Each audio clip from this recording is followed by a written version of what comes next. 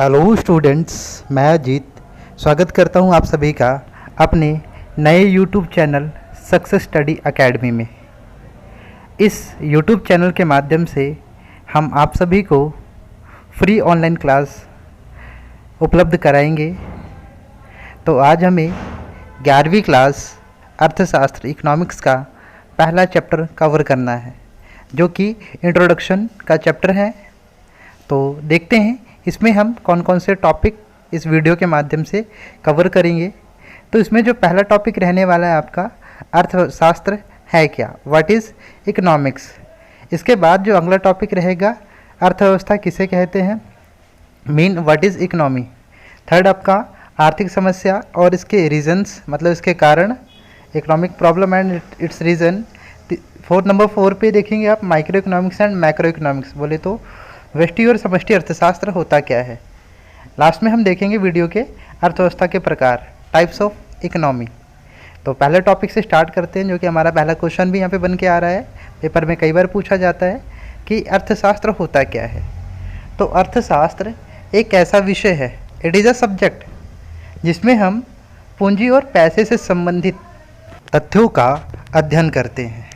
Because of आप daily life के अंदर सुबह से लेकर शाम तक जो भी एक्टिविटी करते हो, उसका कहीं ना कहीं पैसे से लेना देना ज़रूर होता है। जैसे आप सुबह उठ करके जो भी चीज़ें यूज़ करते हो, उसके लिए आप पैसा खर्च करते हो। रात को जिस बेड पे सोते हो, उसके लिए भी पैसा खर्च करते हो। इट्स मीन आपकी जो पूरी की पूरी लाइफ है वो कहीं ना कहीं पैसे के आसपास रहती है। तो इसी चीज़ की स्टडी आपका इकोनॉमिक्स कहलाता है। इसी के साथ साथ जो हमारा इकोनॉमिक्स होता है वह हमारी इकोनॉमिक प्रॉब्लम को भी हैंडल करता है। नेक्स्ट चलते हैं, हमारा जो सेकंड टॉपिक है आपका वो है व्हाट इज़ एन इकोनॉमी, अर्थव्यवस्था किसे कहते हैं। जैसा कि हिंदी में नाम से पता चल रहा है, अर्थव्यवस्था एक व्यवस्था मतलब कि एक प्रणाली होती है जिस पे लोग अपनी आजीविका मतलब कि रोजी रोटी कमाने के अवसर ढूंढते हैं। अब थोड़ा सिंपली जान लेते होता क्या है। तो इकोनॉमिक्स इज़ ए सिस्टम बोले तो एक पूरा का पूरा क्या है, स्ट्रक्चर है, जहाँ पर जो लोग हैं, मतलब हम भारतीय लोग हैं और भारतीय अर्थव्यवस्था के नागरिक होने के नाते अर्थव्यवस्था का दायित्व है, मतलब एक रिस्पॉन्सिबिलिटी है हमारी इकोनॉमी की, वो हमें एम्प्लॉयमेंट दे, हमें सोर्स दे, ताकि हम अपनी ज़िंदगी मतलब अपनी रोजी रोटी चला सके। तो इसी कंसेप्ट को हम अर्थव्यवस्था कहते हैं। नेक्स्ट चले हम थोड़ा सा देखते हुए कि आर्थिक समस्या, अभी बात कर रहे थे हम लोग इकोनॉमिक प्रॉब्लम की। तो देखते हैं ये इकोनॉमिक प्रॉब्लम होती क्या है और इसके रीजंस क्या है। तो बेसिकली जो आर्थिक समस्या होती है वो चयन की समस्या होती है, मतलब कि इकोनॉमिक प्रॉब्लम का जो सीधा सीधा संबंध होता है वो प्रॉब्लम ऑफ चॉइस से होता है। अच्छा, सपोज दैट आपके पास 10 रुपीज़ है और आपको एक ब्लैक पेन खरीदना है और एक ब्लू पेन खरीदना है। दोनों की जो प्राइस है वो 10 रुपीज़ है, मतलब ब्लैक पेन भी 10 रुपीज़ का है और ब्लू पेन भी 10 रुपीज़ का है।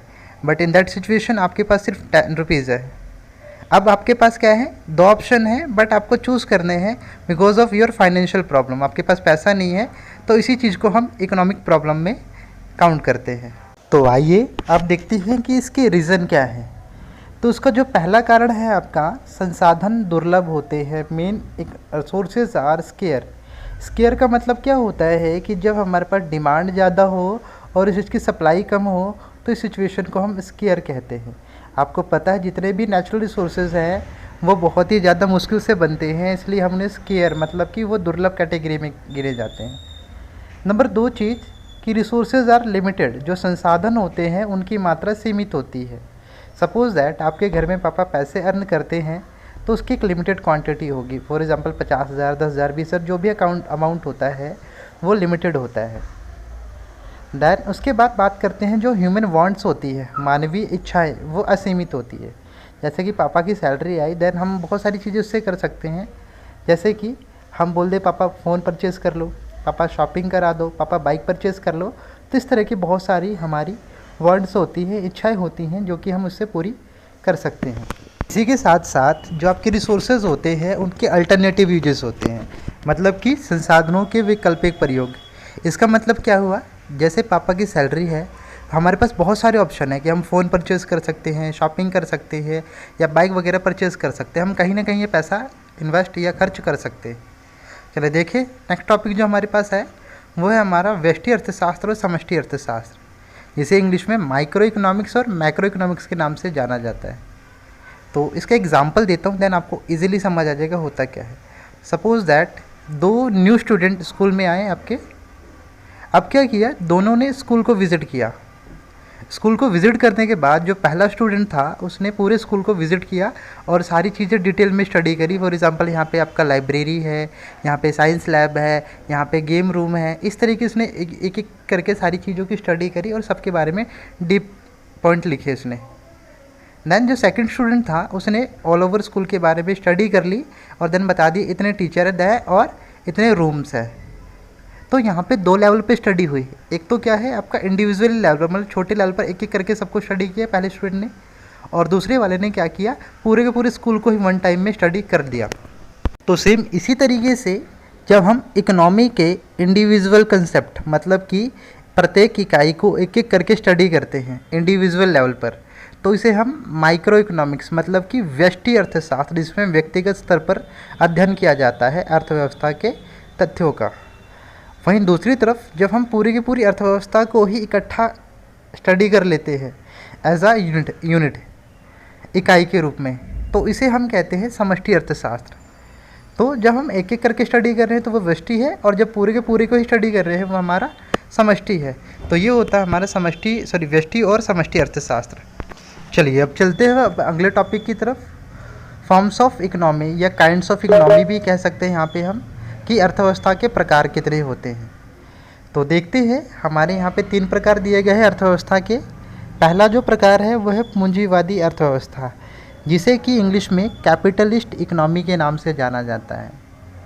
इस पूंजीवादी अर्थव्यवस्था के अंदर जो मेजरली कंट्रोल होता है बड़ी बड़ी कंपनियों का होता है, जैसे हमारे रतन टाटा हो गए या बिरला हो गए या रिलायंस ग्रुप, जो मतलब कि किसी भी कंट्री के अंदर जो बड़े बड़े बिजनेसमैन हैं या कंपनियां हैं, उनका अगर कंट्रोल होता है तो ऐसी इकोनॉमी को हम कैपिटलिस्ट इकोनॉमी या पूंजीवादी अर्थव्यवस्था के नाम से जानते हैं, जैसे कि ब्रिटेन और अमेरिका के देशों में होता है। सेकंड जो टाइप है आपका वो है समाजवादी अर्थव्यवस्था है, मतलब कि इसमें बिल्कुल इसका उल्टा होता है। यहाँ पर किसी प्रकार का प्राइवेट पर्सन नहीं होता और ना कोई प्राइवेट कंपनी कंट्रोल करती। यहाँ पर जो पूरा का पूरा कंट्रोल होता है वो होता है गवर्नमेंट के हाथ में, इसलिए यहाँ पर किसी भी प्राइवेट कंपनी या ऑनर का इंटरफेयर नहीं होता। और इस टाइप की जो इकोनॉमी है वो रशिया और चीन के अंदर, मतलब रूस और चीन के अंदर पाई जाती है। तो अब बात करते हैं हमारा तीसरा जो फॉर्म है मिश्रित अर्थव्यवस्था। मिश्रित नाम से ही पता चल रहा होगा, मिक्स फॉर्म है दोनों का, सोशलिस्ट का और कैपिटलिस्ट। इसमें आपका पूंजीवादी भी होता है और समाजवादी, मतलब कि आपके साथ यहाँ पर गवर्नमेंट तो होती है और साथ के साथ प्राइवेट पर्सन भी यहाँ पे काम कर रहा होता है, और इंडियन इकोनॉमी इसका एग्जाम्पल है। तो आई होप स्टूडेंट्स आप सभी को वीडियो काफ़ी अच्छा लगा होगा और सारे कंसेप्ट क्लियर हो गए होंगे। तो आप जल्दी से आप चैनल को सब्सक्राइब कर दें, वीडियो को लाइक, शेयर और कमेंट करना ना भूलें, और बेल आइकन प्रेस करना ना भूलें, ताकि आने वाले चैप्टर की वीडियो की नोटिफिकेशन आपको सबसे पहले मिल सके। Thank you.